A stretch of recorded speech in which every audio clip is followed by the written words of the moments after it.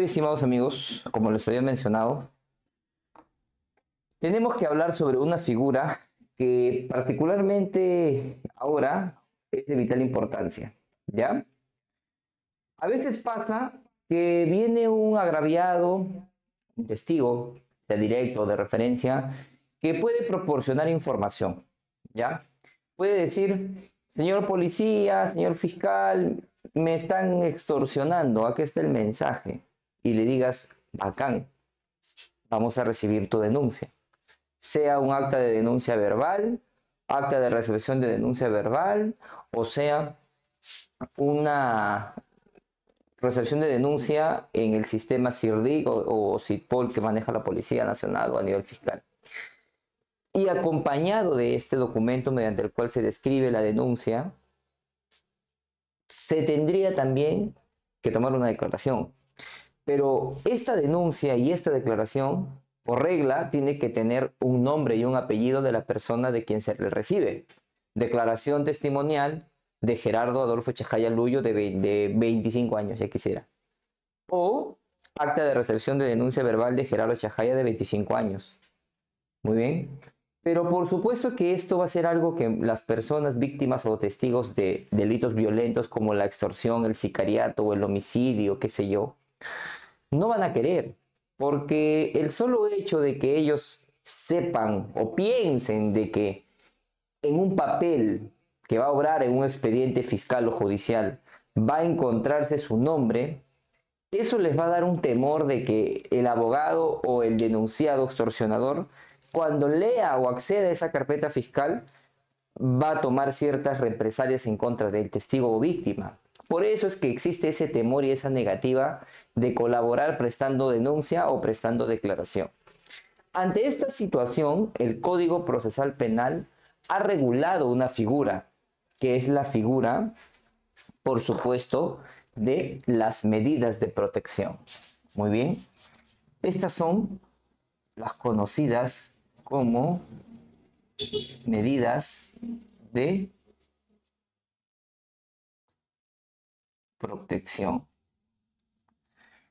Pero, estimados amigos, ustedes tienen que tener en claro que estas medidas de protección que se encuentran regulados en el Código Procesal Penal no se aplican así nada más, sino que tienen que responder necesariamente a un requisito. O sea, no puede haber asignación de una medida de protección si es que previamente no se satisface un requisito, que también está en el Código Procesal Penal. Nada más tenemos que identificar en qué parte del código se encuentra. Y aquí estamos justamente para eso. Cuando usted tenga enfrente a una víctima o testigo, ¿ya? Y quiera asignarle una medida de protección que se encuentra regulado en el artículo 248 del Código Procesal Penal, primero tiene que ver que se cumpla el requisito para que esta asignación de medida de protección proceda. Si no, no. Y ese requisito usted lo encuentra en el artículo 247 del Código Procesal Penal. ¿Cuál es ese requisito? Va a depender. Muy bien. El requisito, ¿ya?, se relaciona necesariamente con una situación muy bonita llamada la peligrosidad o riesgo, ¿ya? El requisito, estimado amigo, responde a circunstancias que pongan en peligro o riesgo. ¿A quién? ¿A quién creen? Por supuesto, al agraviado o al testigo víctima de este delito tan feo llamado extorsión. Entonces, tiene que existir circunstancias, ¿ya? Tienen que existir circunstancias que permitan inferir razonablemente o percibir la existencia de peligro o riesgo. ¿Para qué? Por supuesto, para la vida del agraviado del testigo, que resulta ser vida tanto de él como de su familia también, ¿ya? Del testigo o agraviado víctima de extorsión. En realidad no necesariamente de la extorsión, sino de cualquier delito en general. Pero como ahorita estamos en esta ola de problema, entonces se plantea un ejemplo del delito de extorsión, ¿ya? Eso es lo primero que usted tiene que saber. El artículo 247 del Código Procesal Penal plantea un requisito para que el fiscal, porque es el fiscal el titular de la acción penal y por lo tanto es el fiscal quien asigna el código de reserva de identidad o quien asigna la protección de identidad a un testigo o lo decide, o agraviado, tiene que existir circunstancias que demuestren que hay un peligro o riesgo para la vida o integridad física del agraviado testigo o la de su entorno familiar. Ese es el requisito. Y esa circunstancia tiene que ser palpable, objetiva, justificada. No puede ser porque yo considero, no, tiene que justificarse. Y una vez que tú efectivamente consideres que hay circunstancias o situaciones que generan peligro y riesgo para la vida del agraviado del testigo, recién puedes escoger qué medida de protección consideras que es necesario aplicarle. ¿Ya? ¿Y cuáles son estas medidas de protección? Tenemos varias. Primero, número 1, la protección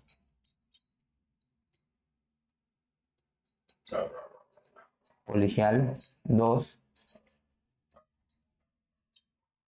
el cambio de residencia, te mandan de viaje por otro país, y varias. Y una de ellas, creo que es la 9, no me acuerdo, una de ellas es la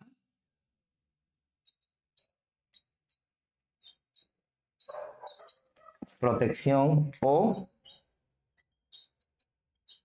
reserva de la identidad mediante un código, ¿cierto?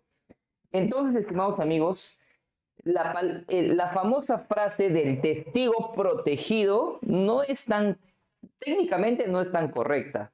En realidad, testigo protegido puede ser de varias formas. El testigo protegido es una persona sobre quien recae cualquiera de estas medidas de protección. Y una de esas medidas de protección puede ser la reserva de identidad.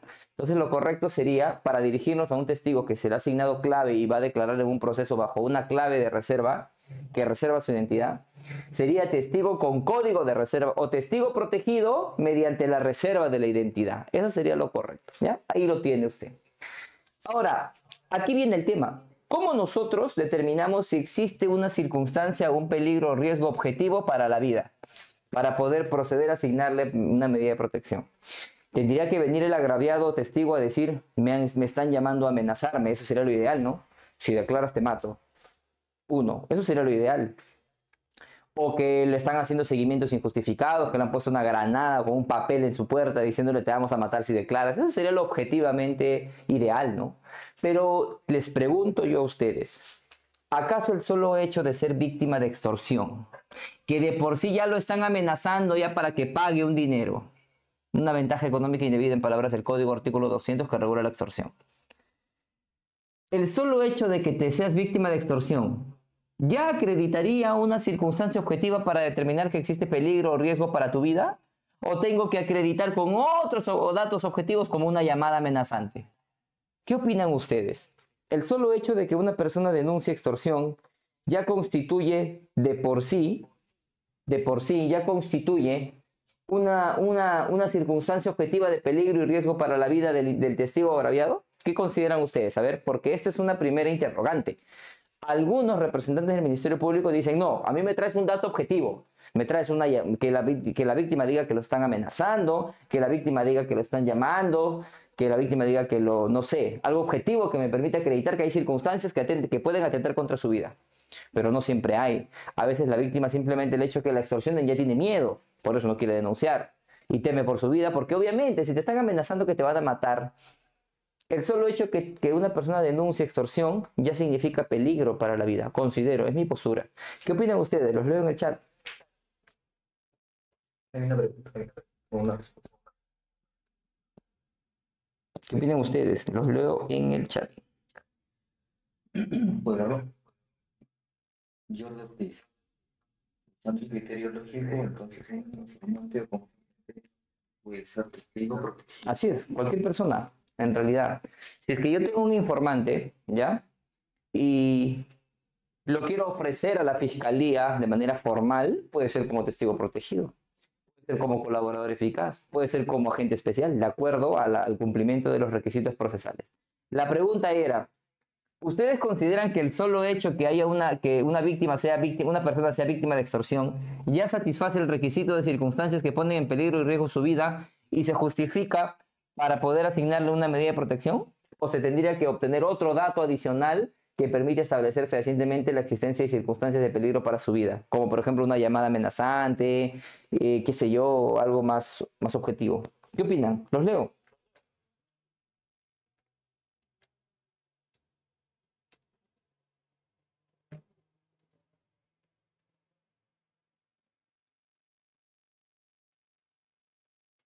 ¿Mm? Ya. Mi postura es que sí, que el solo hecho de que una persona denuncie un delito de extorsión ya denota de que hay un riesgo para la vida. Y si ya denota de que hay un riesgo para la vida, entonces obviamente se podría satisfacer el requisito y se podría asignar el código de reserva. Ya, aquí viene ahora el procedimiento. Miren, hay varias formas de que se le asigne código de reserva de identidad a una persona. Miren, en realidad, ¿quién es el que asigna la medida de protección? Por supuesto que tiene que ser el fiscal. Fiscal asigna. El fiscal asigna la medida de protección, o sea, el código de reserva de identidad. El fiscal es el que asigna el código. Ya, es el fiscal. El fiscal. ¿Ya? Pero aquí tenemos nosotros que tener algo bien en claro. Que si bien es cierto el fiscal asigna, eso no quiere decir que la policía no pueda ofrecer, a potenciales testigos protegidos. La regla es que el fiscal ubique a un testigo, a un potencial testigo, y él mismo le haga el trámite, él mismo lo capte, él mismo lo reclute. Pero también puede ser que este testigo llegue a conocimiento del fiscal por ofrecimiento de la Policía Nacional. O sea que la Policía Nacional ofrece, lógica de ofrecimiento policial, mediante informe policial a un testigo al fiscal. Ofrece a un testigo mediante informe al fiscal para que le asigne el código de reserva. ¿Me dejo entender? Entonces, esta situación es importante que ustedes lo conozcan porque el policía tiene una facultad de ofrecer fuentes de información al fiscal para que el fiscal le asigne medidas de protección. Eso es algo que no se ha desarrollado mucho. ¿Y cuál sería el procedimiento? ¿Ya? El procedimiento, estimados amigos, sería el siguiente. Vamos a hacerlo bonito, ¿ya? Paso número 1. ¿Cuál es el paso número 1 para el ofrecimiento de un potencial testigo protegido por parte de la policía a la fiscalía? Obviamente, ¿qué es lo primero que el policía tiene que hacer? Captar. O sea, primero va la fase de captación o reclutamiento.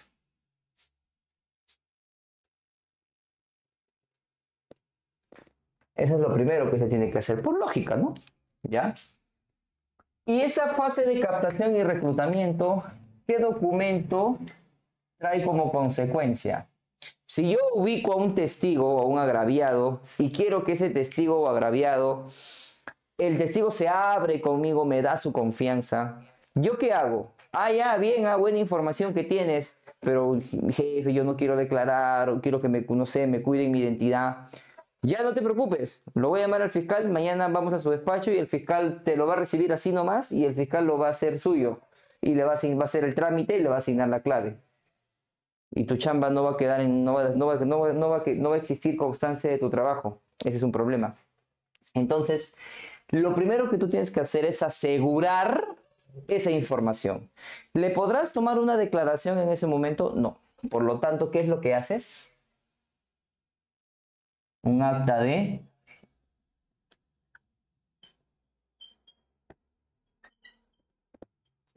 entrevista. Eso es lo que haces. Un acta de entrevista. Un acta de entrevista. Eso es lo que tienes que hacer. ¿Ya? Y en esta acta de entrevista, ¿qué más se llamará? Acta de entrevista a potencial testigo protegido. ¿Por qué le llamo a potencial? Porque potencial es a futuro, pues. O sea, no es un testigo protegido todavía, simplemente es una fuente de información, pero yo quiero que sea. Por eso le pongo potencial, acta de entrevista. Ya creo que estaría de más en enseñarles cómo hacer un acta. Ustedes ya saben que tiene que tener un encabezamiento, un cuerpo y un término. Lo que sí es interesante que yo te comente es qué debe contener ese acta para que te sirva. Y debe contener, primero, la información. Pero una información pertinente, o sea, sobre el caso, sobre el hecho, ¿ya? Debe tener esto, pues, circunstancias, ¿cierto? Debes describir las circunstancias que consideras circunstancias de peligro. Qué sé yo, el agraviado ahí deberá decir que son personas que me han puesto una bomba, me dicen que me van a matar, entonces tú tienes que dejarlo constancia en el acta de entrevista, ¿ya? Información pertinente y circunstancias, ¿ya? Eso es lo importante que debes tener en el acta de entrevista. No hay problema si es que el agraviado o testigo firma con nombre y apellido, porque se supone que como estás iniciando un trámite que es reservado, esto va a ser remitido a la fiscalía junto con su informe policial en sobre cerrado y con sello confidencial, y que en el oficio se va a plasmar que solo debe ser abierto por el destinatario, ¿correcto? Entonces no hay problema por ello, ¿ya? Aquí entra otra discusión. El acta lo hago con alias, también si quieres lo puedes hacer con alias, no hay ningún problema, ¿ya? Pero ahí viene el problema de los criterios. Algunos fiscales, cuando le presentas este acta de entrevista a potencial testigo protegido y donde le has plasmado qué información puede ofrecer el testigo y por lo cual vale la pena diligenciarlo y tomarle una declaración como testigo protegido formal, porque esa es la finalidad de esta acta de entrevista, hacer ver que hay una información que vale la pena diligenciar formalmente. Algunos fiscales dicen, no, porque yo como sé que esa fuente existe y por qué no me has puesto el nombre, bla, bla. Entonces, hay criterios. Yo les recomiendo, pongan el nombre y mándenlo en sobre cerrado a la fiscalía para que no haya inconvenientes, ¿ya? Ahí está. Luego de eso, una vez que usted tiene el acta de entrevista potencial testigo protegido, sigue el paso número 2.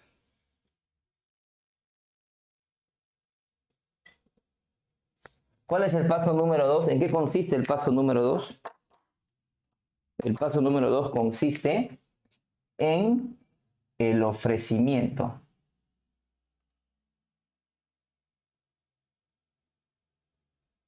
¿Y a quién crees que la policía le ofrece esta fuente de información captada? Al fiscal. ¿Y cómo creen ustedes que debe ofrecerse? Tiene que hacer informe policial.